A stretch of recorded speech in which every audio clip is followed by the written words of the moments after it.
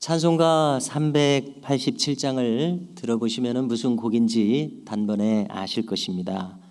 멀리 멀리 갔더니 라는 가사로 시작되는 이 곡입니다. 이 찬송은 우리 한국에 찾아온 여성 선교사님이 작사 작곡을 했습니다. 1864년에 출생하여 53세를 일기로 한국에서 운명했던 안에리라고 하는 한국명을 가진 베어드 애덤스 여사의 작시로서 알려져 있습니다. 그녀는 이 숭실학당을 평양에 설립했었던 윌리엄 베어드 목사의 아내로서 우리 음악을 애호하게 되어 우리 가락을 반영해서 이 곡을 짓게 되었다는 것입니다. 1895년에 명성황후 시해의 암은 속에서 우리 민족을 안타까이 여기고 사랑하며 위로하기 위한 동기도 이 가사에 반영되어 있다고 합니다. 잠시 읽어드리면요, 멀리 멀리 갔더니 처량하고 고나며 슬프고도 외로워 정처 없이 다니니 예수 예수 내 주여 지금 내게 오셔서 떠나가지 마시고 길이 함께 하소서. 1절 가사가 이렇게 되어 있습니다. 이 세상은 하나님 없이는 외로운 곳이다. 정처 없이 방황할 수밖에 없으니 예수님 우리 주께 돌아갑시다. 이러한 내용의 곡이라고 생각합니다. 당시 구한말의 우리 민족은 참 위태위태한 풍전등화와 같은 어두운 시기를 보내고 있었습니다. 그래서 우리나라는 참 전근대적이어서 발전하지 못했었고 망국의 운명의 길을 걷고 있었으며 또 가난하고 덜 개화된 이 나라에 미국을 중심으로 한 선교사님들이 내한한 것은 자 짐작을 해봅니다. 교통이 지금같이 발달되어서 하루 만에 미국을 갈 수 있는 그런 시간이 아니지 않습니까? 그래서 이분들은 이 땅에 뼈를 묻을 각오와 함께 찾아온 것이 아니겠는가 이렇게 생각이 됩니다. 그야말로 순교의 각오가 아니면은 이 땅에 올 수 없었을 것이다 이렇게 짐작을 하게 됩니다. 자, 오늘 말씀에서 주님께서는 누구든지 사람 앞에서 나를 시인하면 인자도 하나님의 앞에서 사자들 앞에서 그를 시인하겠다고 하셨습니다. 자, 이것은 오늘 이 본문에 그 사건의 배경이 있습니다. 간단하게 말씀드리게 되면 그 앞에 절 우리가 쭉 살폈듯이 바리새인들과 대치하시는 그러한 상황 속에서 말씀하셨습니다. 지금은 바리새인들이 예수님 무슨 말씀하시면 꼬투리 잡습니다. 병자 안식일 날 고쳤다고 꼬투리 잡습니다. 또 이렇게 저렇게 아무튼 예수님 일거수일투족 좋은 일 좋다고 한 번도 얘기 안 해요. 다 나쁘다고 얘기하죠. 지금은 말로 이렇게 하지만은 장차 이들은 예수님을 십자가에 못 박아 돌아가시게 할 사람들입니다. 주님 부활하셔서도 그 부인하고 또 수많은 이적과 기사가 일어나서 하나님이 함께 하시고 역사하시는 것을 증명하고 계심에도 불구하고 그거 다 부인하고 이 이적이 일어날수록 말씀을 전할수록 하지 마라 금하여 베드로 요한 이 공회당에 잡아다가 예수님과 똑같이 사형을 언도하고 야고보 사도는 그렇게 해서 죽지 않았습니까? 바울이 이렇게 제자들을 죽이기 위해서 광분하여 다니지 않았었습니까? 그렇습니다. 이제 곧 박해 시대가 올 것입니다. 그것을 대비하여 이 제자들에게 사람들 앞에서 나를 시인하라 이렇게 말씀하시고 계시는 맥락이죠. 그래서 제자들로 하여금 이 박해 상황 속에서도 믿음을 지킬 수 있을 것인가? 스스로를 점검하라. 스스로의 신앙을 돌아봐라. 이런 취지로 지금 말씀하시고 계시다고 생각합니다. 우리도 이런 말씀을 들으면서 우리 마음속에서 내가 사람들 앞에서 이 신앙을 시인할 수 있을 그러한 마음의 바탕이 있는가? 우리 스스로를 돌아보게 하시는 말씀이라고 생각합니다. 지금은 우리가 이 현대사회를 살아가면서 박해 시대를 살고 있지 않습니다.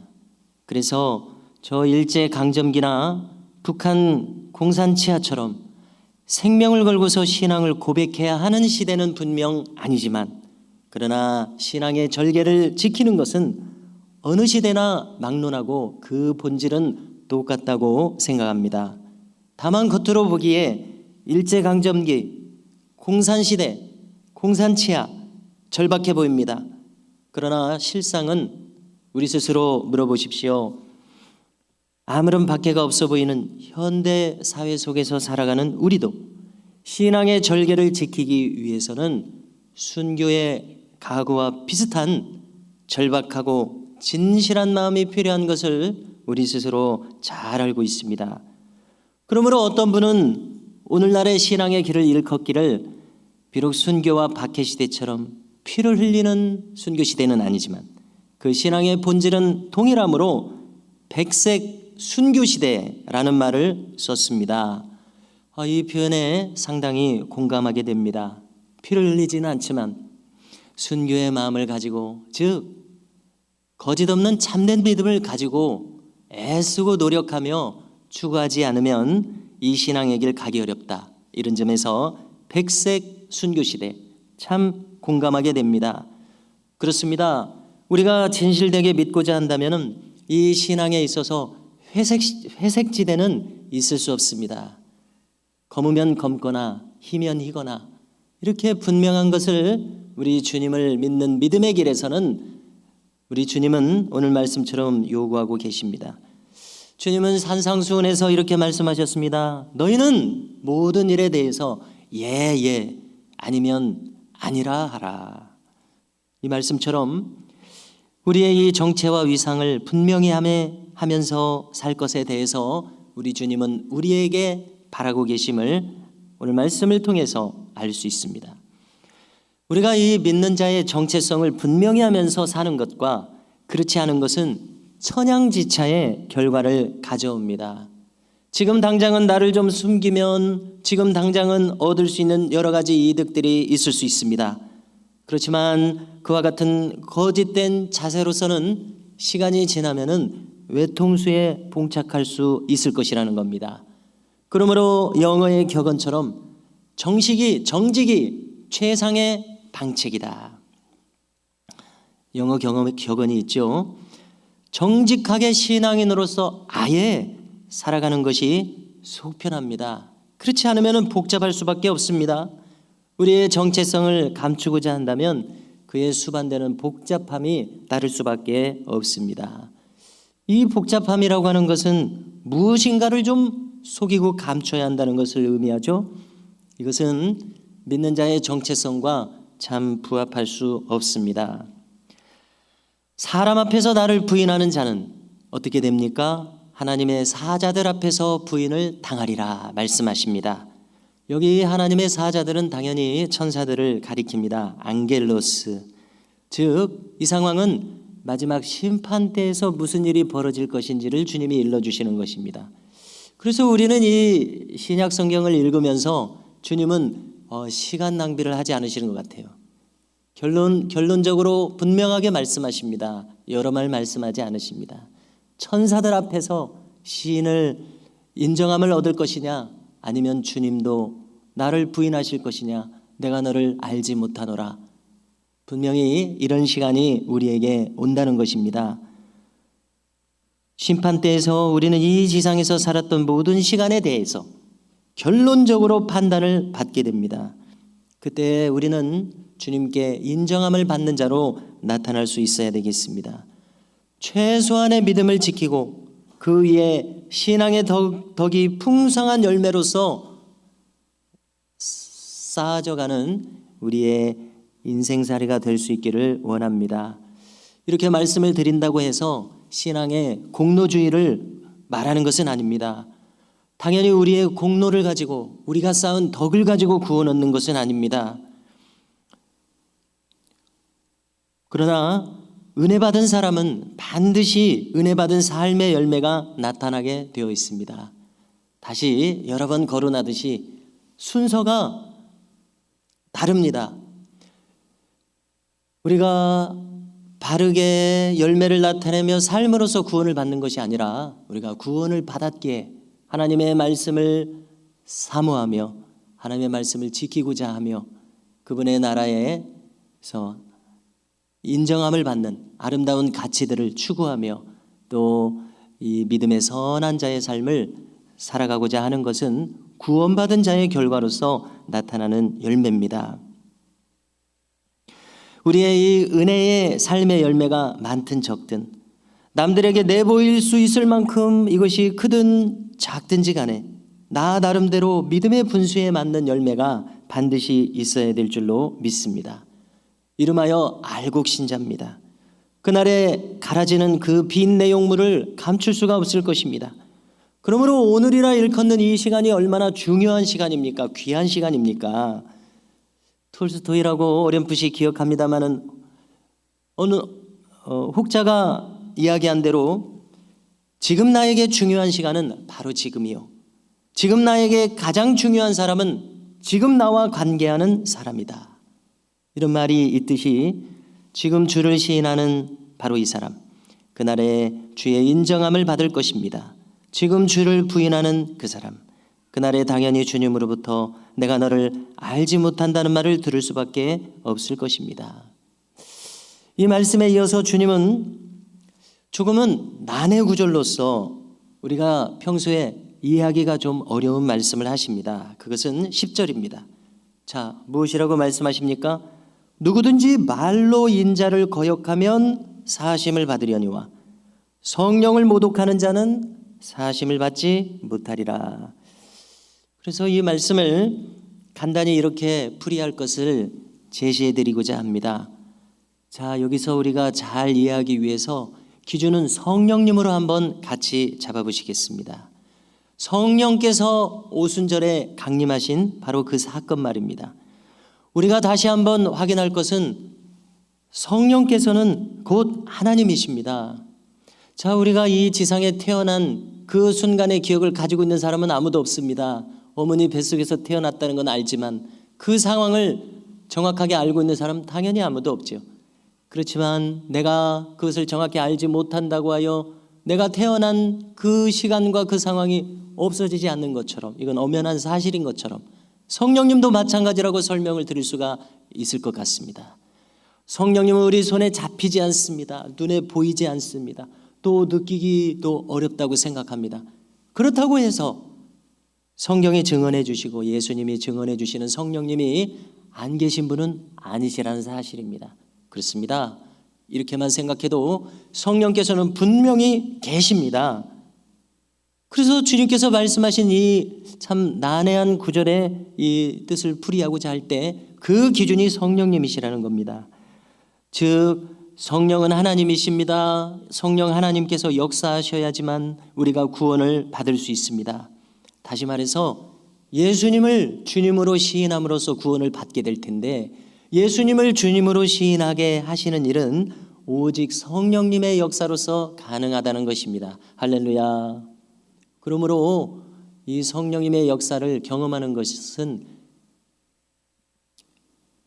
필수적으로 중요합니다. 반드시 우리에게 있어야 하는 일입니다. 예수님을 구주로 시인하는 일, 성령 하나님의 은혜로서만이 가능한 일입니다.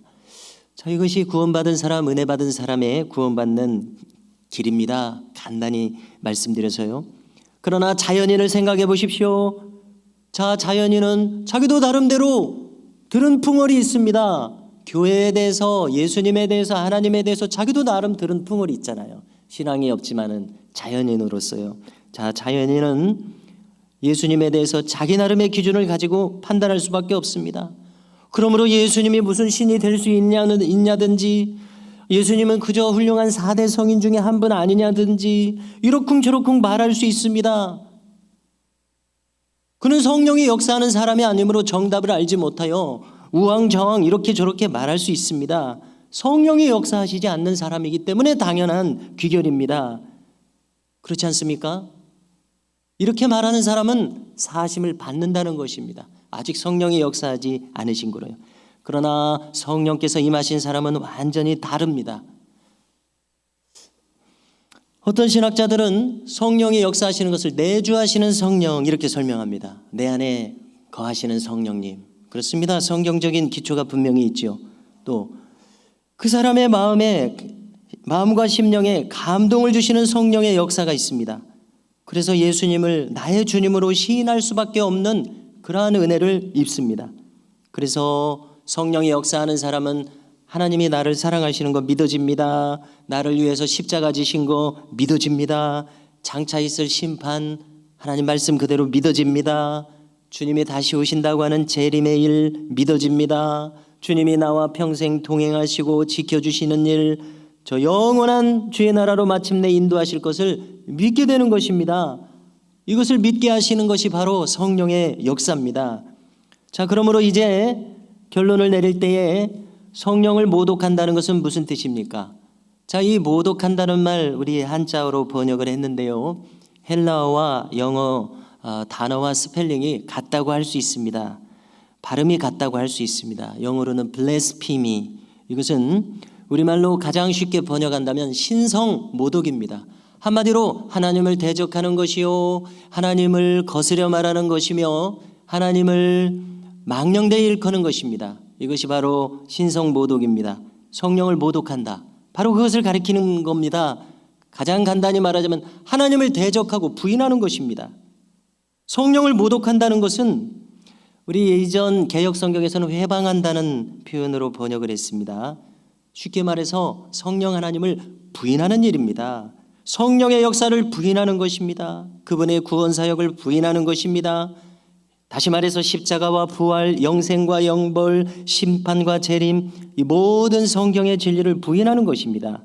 그러므로 당연히 성령을 모독하는 자는 구원을 받을 수 없습니다. 금생과 내생에서 사심을 받지 못하겠다고 말씀합니다. 이렇게 살펴볼 때에 우리의 신앙생활을 한번 돌이켜 보십시오.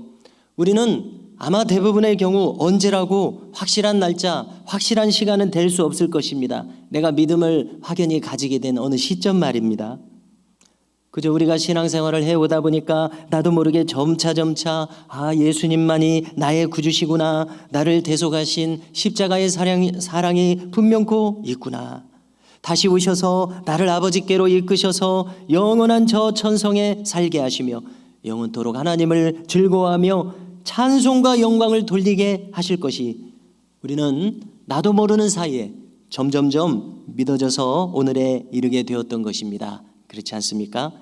그러므로 이것이 바로 성령님의 역사가 아니고 그 무엇이겠습니까? 이제 주님은 11절 이하에서 참으로 놀라운 말씀을 덧붙이십니다. 저는 성경을 거듭 읽어가면서 바로 이 11절 이 구절과 내용에서는 더 마음이 좀 뛰는 것을 느끼게 됩니다. 왜냐하면은 바로 이와 같이 살아가는 것이 우리 모두에게 필요하다고 거듭 느끼게 되기 때문에 그렇습니다. 주님의 말씀은 이런 뜻 아닙니까? 만일 박해 시대가 다가와서 너희를 장차 공회나 회당에 끌고 가서 너희를 만일 신문한다면은 그때 너희들은 혹 염려될지 모르겠다. 어떻게 대답할지, 무엇으로 대답할지 염려하게 될지 모르겠다. 그러나 염려하지 말라. 마땅히 그때 할 말을 성령이 그때 너희에게 가르쳐 주시리라 말씀하십니다. 할렐루야. 성령께서는 영감을 주십니다. 지혜를 주십니다. 특히 그 적합한 그 시간에 그 적절한 말을 주시겠다고 하십니다. 이것은 바로 어디에서 허락받을 수 있는 일입니까? 하나님을 부인하지 않고 믿는 자의 정체성을 바로하고 살며 그분과 어찌하든지 늘 교통하기를 원하고 힘쓰는 사람에 대한 특권으로서 주어진다고 믿습니다. 자, 우리 인생사 모든 일에는 익숙한 대로 길이 나기 마련입니다. 자동차도 길이 나야 잘 달린다고 하죠. 매사에 우리가 늘 그것을 반복하고 또 거듭할 때 익숙하게 그 길이 납니다. 그러므로 주님께서는 너희 마음에 쌓은 선에서 선한 것이 나오고 마음에 쌓은 악에서 악한 것이 나온다고 하셨습니다. 길이 납니다. 우리가 하나님과 교통하는데 길이 나 있어야 하겠습니다. 우리가 만일 세상에 치우치거나 세상에 빠져 있는 생각으로는 주님께서 우리에게 쉬 영감을 주실 수 없습니다. 오늘도 우리에게 주님은 은혜를 주시고 계십니다.